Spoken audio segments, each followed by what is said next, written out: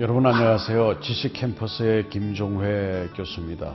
이번 시간에는 양귀자라는 작가의 원미동 사람들에 대해서 함께 살펴보겠습니다. 원미동, 멀 원자의 아름다울 미자입니다. 멀고 아름다운 동네라는 얘기입니다. 그런데 이 원미동이라고 하는 지명이 실제로 있는 곳일까요? 있습니다. 많은 작품들이 익명의 도시를 제목으로 내세우기도 합니다. 또는 작품 속에 매설을 하기도 합니다. 박영한이 쓴 우묵뱀이의 사랑, 이 우묵뱀이라고 하는 것은 실제로 있는 지명이 아닌데 도농 접경 지역을 말하고 어렵게 사는 사람들이 모여있는 그런 곳입니다.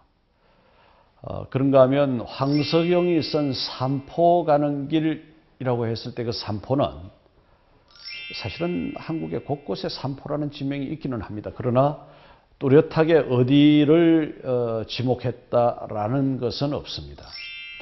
김성옥이 쓴 무진기행의 무진이라고 하는 곳은 사실은 순천을 말하는 것인데 그러나 소설에서는 순천이라고 쓰지 않습니다.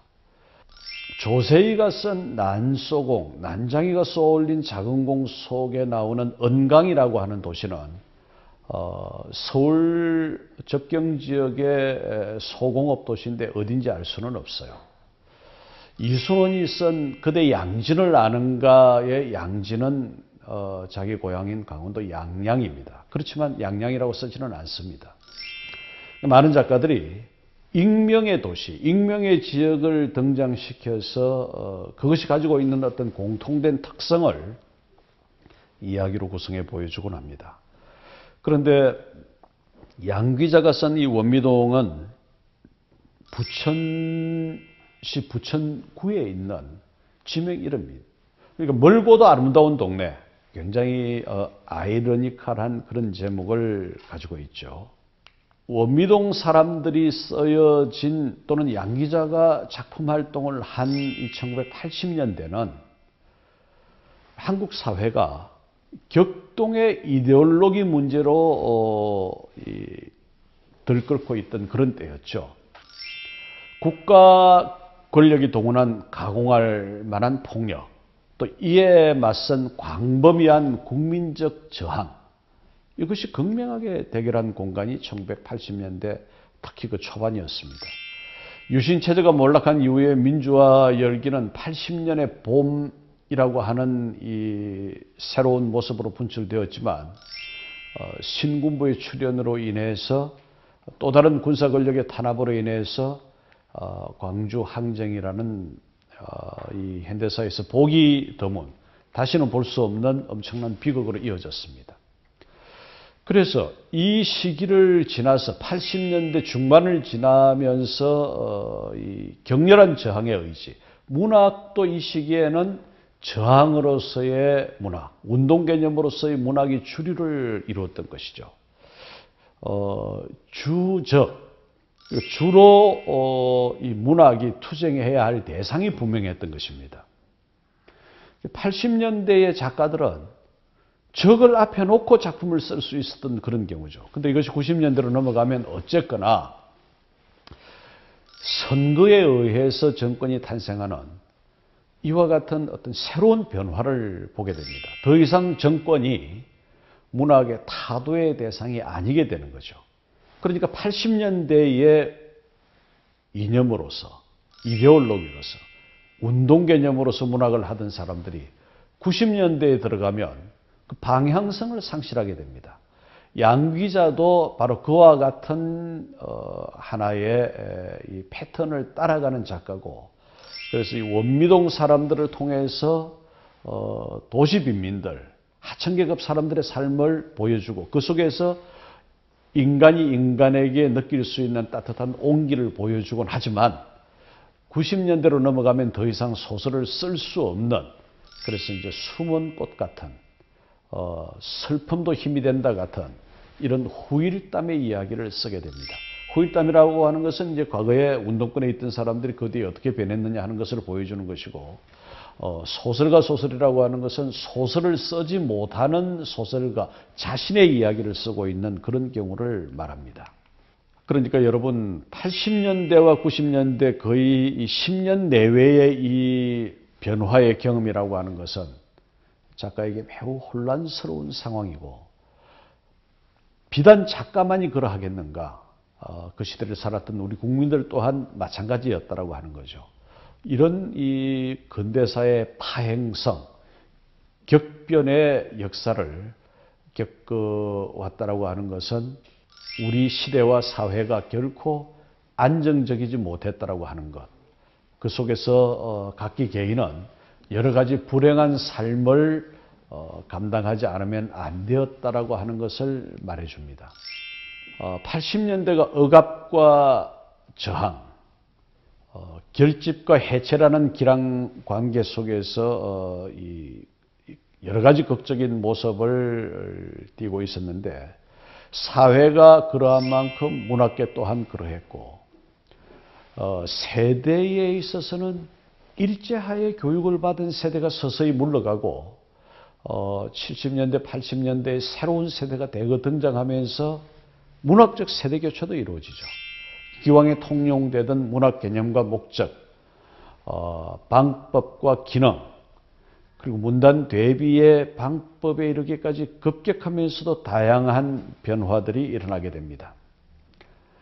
70년대에 태동했던 민중문학이라고 하는 것은 80년대로 넘어오면서 강력한 현실 참여를 거쳐서 소위 민족문학이라고 하는 이름으로 그 범주가 확대되어 나가고 문학작품, 신화소설에 있어서도 저항적인 글쓰기가 일반화되는 그런 80년대적 성격을 보여주게 됩니다. 그리고 이제 90년대로 넘어가면 좀 전에 말씀드렸던 것처럼 상황이 또 달라지게 되는 것이죠. 80년대 이웃의 삶을 통해서 우리 사회의 여러 모순과 이로 인한 삶의 파괴를 그린 세태소설. 그 대표적인 것이 양 기자가 쓴 원미동 사람들 연장입니다. 그 외에도 박영안이 쓴 좀 전에 말씀드린 우묵뱀이의 사랑이나 왕농 일가 같은 이런 작품을 들 수 있고 또 그슬로 올라가서 이 작품들의 문학사적 친족관계를 찾아보자면 1930년대의 모더니스트였던 모던보이였던 박태훈의 천변 풍경 같은 작품을 만날 수가 있습니다. 이 작품 원미동 사람들, 양 기자의 대표적인 작품이라고 일컬어지는 이 작품을 살펴보면 작가가 원미동에 살면서 그곳에서 만난 이웃 사람들의 삶을 토대로 하고 있습니다. 여기에 등장하는 인물들은 대부분 힘겨운 삶의 무게를 짊어지고 끝없는 가난의 수렁 속에서 헤어나오지를 못합니다. 서울에서 중산층으로 사는 것을 소망했지만 그 외곽으로 밀려나고 또 앞으로 그와 같은 상황에서 벗어날 수 있는 가능성, 전망이 별로 없지만 여기에 있는 사람들은 희망을 버리지 않습니다.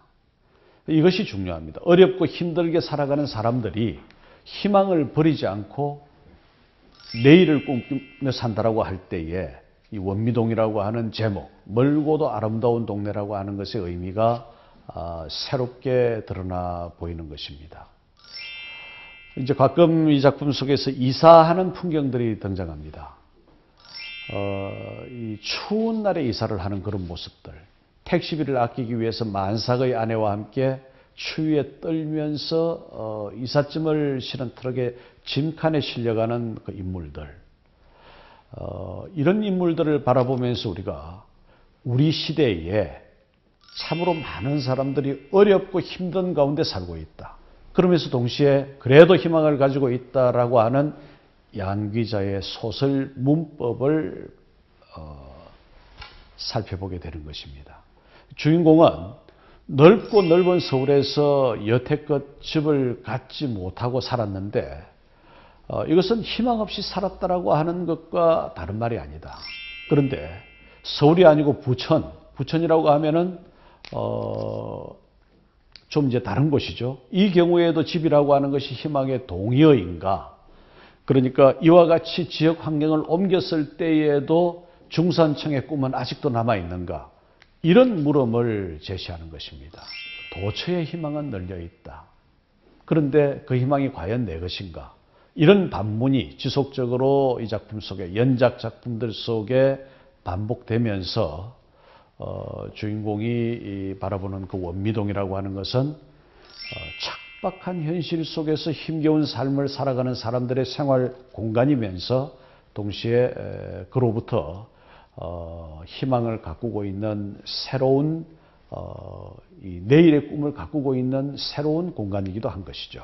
땅을 생명으로 생각하고 열심히 일했던 사람들, 그러나 결국은 그 땅을 잃게 되는 사람들, 직장에서 천직으로 생각하고 열심히 일했던 사람들, 그렇지만 급작스러운 해고로 직업을 잃은 사람들, 대학을 다니다가 학생운동에 참여했다고 해서 고문을 받아서 그 후유증으로 머리가 살짝 돌아버린 원미동 시인이라고 하는 이름으로 나옵니다만, 이런 인물들, 그러니까 이렇게 루즈가 된, 패배자가 된 인물들이 모여 사는 원미동인데, 작가는 이들을 따뜻한 시선으로 바라보고 있습니다. 이들이 인간으로서 가지고 있는 어떤 소중한 심성, 또 서로 나눌 수 있는 그 심성의 연대, 이런 것으로부터 이를테면 내일의 새로운 희망을 가꾸어 가야 한다라고 하는